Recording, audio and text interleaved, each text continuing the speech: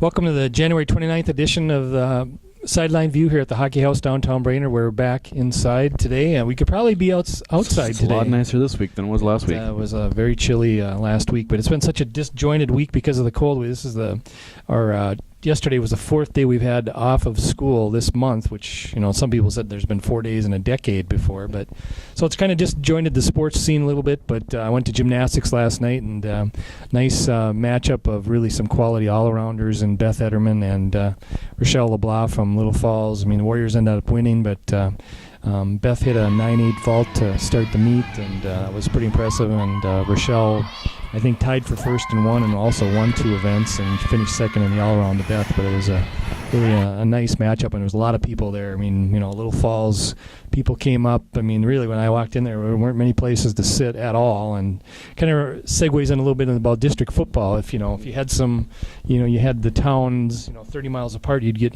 some better draws and stuff like that. But maybe you want to touch on that a little bit. You wrote about that. It was a good column, and it's obviously going to impact our local schools quite a bit.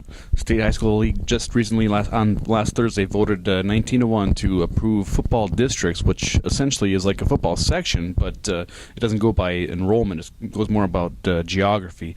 There are some number, formulas where a team that's twice as big as another team won't play. So Brainerd's going to continue to have their type of schedule. Verndale will have their type of schedule because they're a 9-man. But for the most part, we're going to be seeing a lot more area teams playing against each other, whatever that means. Whether it's Pequot playing Wadena and Staples, Crosby coming over to play in Staples, even Little Falls and Pequot playing against each other. That's a possibility as well. It all depends on how they draw the lines once they do, but it's kind of a mixed reaction so far. A lot of people are kind of it's the unknown factor, what's going to happen. So it's kind of a wait and see.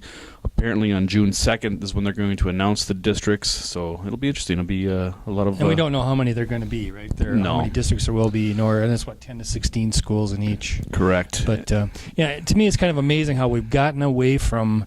I mean, I understand Brainerd can't play Pillager or whatever, like that. That's just the enrollment discrepancy is too big. But why can't Crosby play Aiken or Piers or, Staples can't play Pequot or those things to me are just like, why did we get away from doing those? It's like we have a conference for every other sport, then we have different conferences just for football. Mm-hmm. And I kind of like the district idea just because it's going to force teams that are closer together to play. I know Staples AD said they drive through 30 towns that they could play just to get to War Road, and right. I mean, it just doesn't make any sense, but because they're in the same conference, they have to go to War Road or Roseau every year, and yep. It doesn't make any sense. It doesn't. Hopefully this will help alleviate some of those travel concerns. Plus it's hard for families. I mean, you got to get off work, you got to drive all the way up there, all the way back, and it just takes a lot. Not good sometimes. Athlete of the week this week for the Warriors is Beth Etterman. She broke the school record all around, a record that had stood for, I think, 11 years.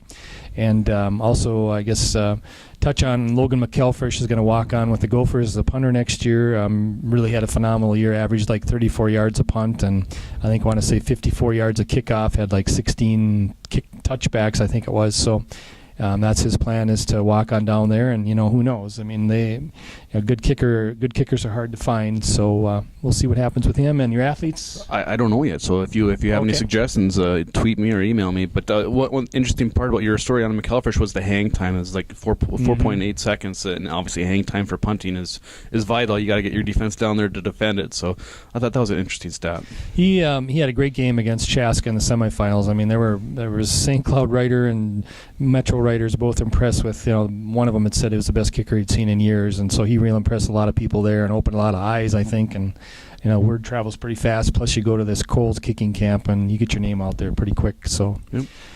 Okay. Other than that, I guess we'll talk to you next week. Thanks for joining us. See you next week.